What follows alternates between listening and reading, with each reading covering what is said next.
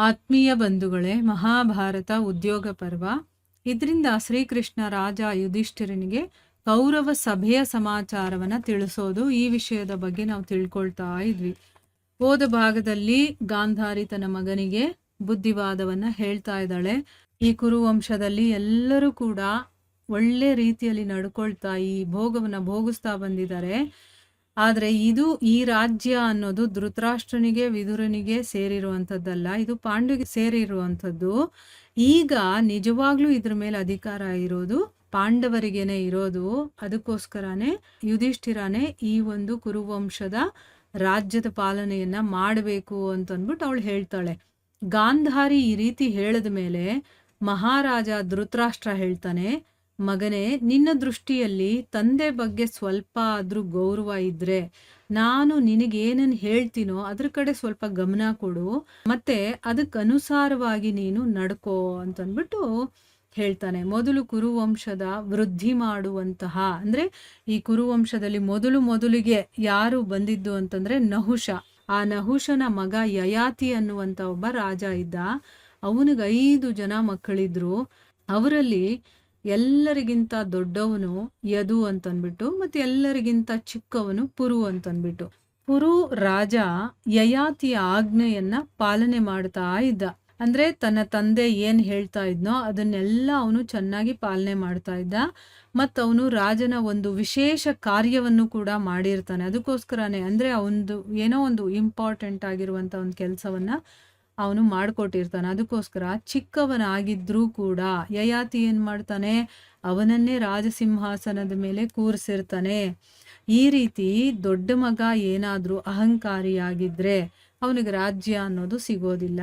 ಮತ್ತೆ ಚಿಕ್ಕ ಮಗ ಗುರು ಹಿರಿಯರ ಸೇವೆ ಮಾಡೋದ್ರಿಂದ ಮತ್ತೆ ಅವರಿಗೆ ವಿಧೇಯರಾಗಿ ನಡ್ಕೊಳ್ಳೋದ್ರಿಂದ ಆ ರಾಜ್ಯವನ್ನ ಪಡ್ಕೊಳ್ತಾನೆ. ನನ್ನ ಪ್ರಪಿತಾಮಹರಾದಂತಹ ಮಹಾರಾಜ ಪ್ರತಿಪರು ಕೂಡ ಇದೇ ರೀತಿ ಸಮಸ್ತ ಧರ್ಮಗಳನ್ನು ಕೂಡ ತಿಳ್ಕೊಂಡಿದ್ದಂಥವ್ರು. ಮತ್ತೆ 3 ಲೋಕಗಳಲ್ಲೂ ಕೂಡ ಅವರು ವಿಖ್ಯಾತರಾಗಿದ್ರು, ತುಂಬಾ ಪ್ರಸಿದ್ಧಿಯಾಗಿದ್ರು. ಅವರಿಗೆ ದೇವತೆಗಳ ಸಮಾನರಾದಂತಹ 3 ಜನ ಯಶಸ್ವಿ ಮಕ್ಕಳಿದ್ರು. ಅವರಲ್ಲಿ ದೊಡ್ಡವರು ಯಾರು ಅಂತಂದ್ರೆ ದೇವಾಪಿ ಅಂತ, ಚಿಕ್ಕವರ ಹೆಸರು ಬಾಹ್ಲಿಕ, ಮತ್ತೆ ಅವರಿಗಿಂತ ಚಿಕ್ಕವರು ನಮ್ಮ ಪ್ರಪಿತಾಮಹರಾದಂತಹ ಶಾಂತನು ಮಹಾರಾಜ. 3 ಜನ ಮಕ್ಕಳಲ್ಲಿ ಅವರೆಲ್ಲ ದೇವತೆಗಳ ಸಮಾನವಾಗಿದ್ದ, ಅಂದ್ರೆ ಅಂಥ ಗುಣಗಳಿದ್ದಂಥವ್ರು. ದೇವಾಪಿ ಅನ್ನೋನು ತುಂಬಾ ಉದಾರಿ, ಧರ್ಮಜ್ಞ, ಸತ್ಯನಿಷ್ಠ, ಮತ್ತೆ ಪ್ರಜೆಗಳಿಗೆ ಪ್ರೀತಿ ಪಾತ್ರನಾಗಿದ್ರು ಕೂಡ ಚರ್ಮರೋಗ ಇದ್ದಿದ್ದ ಕಾರಣ ಅವನು ರಾಜಸಿಂಹಾಸನಕ್ಕೆ ಯೋಗ್ಯನಲ್ಲ ಅಂತನ್ಬಿಟ್ಟು ಅನ್ಕೊಂಡ್ರು. ಅಂದ್ರೆ ಏನಾದ್ರೂ ರೋಗ ಇದ್ರೂ ಕೂಡ ಅವನು ರಾಜನಾಗೋದಿಕ್ಕೆ ಯೋಗ್ಯನಲ್ಲ ಅಂತ ತಿಳ್ಕೊಳ್ತಾರೆ. ಸೊ ಇನ್ನ ಬಾಹ್ಲೀಕರು ಪೈತೃಕ ರಾಜ್ಯವನ್ನ ಬಿಟ್ಟು, ಪೈತೃಕ ರಾಜ್ಯ ಅಂದ್ರೆ ತಮ್ಮ ಪಿತೃಗಳಿಂದ ಬಂದಿರುವಂತ ರಾಜ್ಯವನ್ನ ಬಿಟ್ಬಿಟ್ಟು ಅವರು ತಮ್ಮ ಮಾವನ ಮನೆಯಲ್ಲೇ ಇರೋದಕ್ಕೆ ಶುರು ಮಾಡಿದ್ರು. ಅದಕ್ಕೋಸ್ಕರನೇ ಈಗ ನಮ್ಮ ತಂದೆ ಅದಕ್ಕೋಸ್ಕರನೇ ತಂದೆ ಸತ್ತ ಮೇಲೆ ಈಗ ಯಾರಾದ್ರೂ ಒಬ್ರು ರಾಜ ಆಗ್ಬೇಕಲ್ಲ. ಈಗ ಒಬ್ಬನಿಗೆ ಚರ್ಮರೋಗ ಇರೋದ್ರಿಂದ ಅವನು ರಾಜನಾಗೋದಕ್ಕೆ ಯೋಗ್ಯನಲ್ಲ ಅನ್ನೋದು ಗೊತ್ತಾಯ್ತು. ಇನ್ನೊಬ್ಬ ರಾಜ್ಯವನ್ನೇ ಬಿಟ್ಟು ತನ್ನ ಮಾವನ ಮನೆಯಲ್ಲಿದ್ದ, ಸೊ ಅವನು ಕೂಡ ರಾಜನಾಗ್ಲಿಲ್ಲ. ಇನ್ನ ತಂದೆ ಸತ್ತ ಮೇಲೆ ಯಾರಾದ್ರೂ ಒಬ್ರು ರಾಜ ಆಗ್ಬೇಕಲ್ಲ. ಬಾಹ್ಲಿಕನ ಆಜ್ಞೆಯ ಹಾಗೇನೆ ಜಗತ್ ವಿಖ್ಯಾತವಾದಂತಹ ಶಾಂತನುನೇ ರಾಜ್ಯಕ್ಕೆ ಅಭಿಷಕ್ತನಾಗ್ತಾನೆ.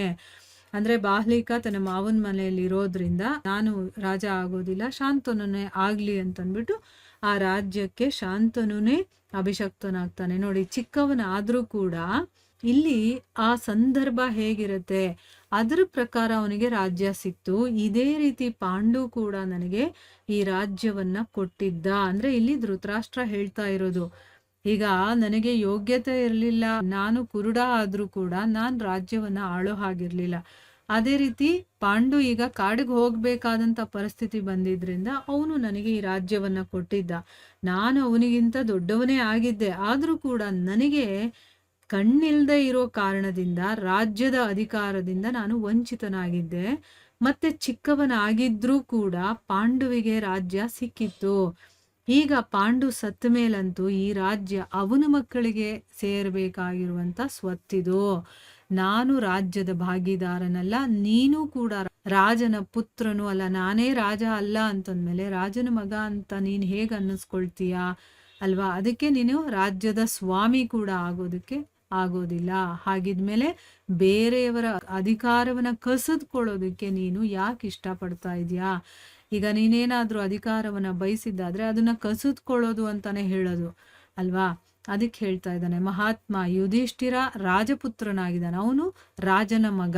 ಅದಕ್ಕೋಸ್ಕರ ನ್ಯಾಯವಾಗಿ ಈ ರಾಜ್ಯ ಅವನಿಗೆ ಸೇರಿರೋದು, ಅವಂದೇ ಆಗಿದೆ. ಅಷ್ಟೇ ಅಲ್ಲದೆ ಯುಧಿಷ್ಠಿರನಲ್ಲಿ ರಾಜನಿಗಿರಬೇಕಾಗಿರುವಂತಹ ಎಲ್ಲ ಯೋಗ್ಯತೆಗಳು ಇದೆ. ರಾಜರಿಗಿರಬೇಕಾದಂತಹ ಕ್ಷಮೆ, ತಿತಿಕ್ಷೆ, ದಮ, ಸರಳತೆ, ಸತ್ಯನಿಷ್ಠತೆ, ಶಾಸ್ತ್ರಜ್ಞಾನ, ಅಪ್ರಮಾದತೆ, ಜೀವದಯೆ ಅಂದ್ರೆ ಬೇರೆ ಜೀವಿಗಳನ್ನು ನೋಡಿದಾಗ ದಯೆ ಬರೋದು, ಮತ್ತೆ ಸದುಪದೇಶವನ್ನ ಮಾಡುವಂತಹ ಕ್ಷಮತೆ, ಈ ಎಲ್ಲಾ ಗುಣಗಳು ಕೂಡ ಅವನಿಗಿದೆ. ಅವನಿಗೇನಾದ್ರೂ ಗುಣಗಳಿಲ್ಲ ಅಂತಂದಾಗ ನೀನು ಬೇಕಾದ್ರೆ ರಾಜ ಆಗುವಂತ ಒಂದು ಸಂದರ್ಭ ಇರ್ತಿತ್ತು. ಆದ್ರೆ ಅವನಿಗೆ ಎಲ್ಲ ಒಳ್ಳೆ ಒಳ್ಳೆ ಗುಣಗಳೇ ಇದೆ. ಆದ್ರಿಂದ ನೀನು ಮೋಹವನ್ನ ಬಿಟ್ಟು ಅರ್ಧ ರಾಜ್ಯವನ್ನ ಯುಧಿಷ್ಠಿರನಿಗೆ ಕೊಟ್ಟುಬಿಡು.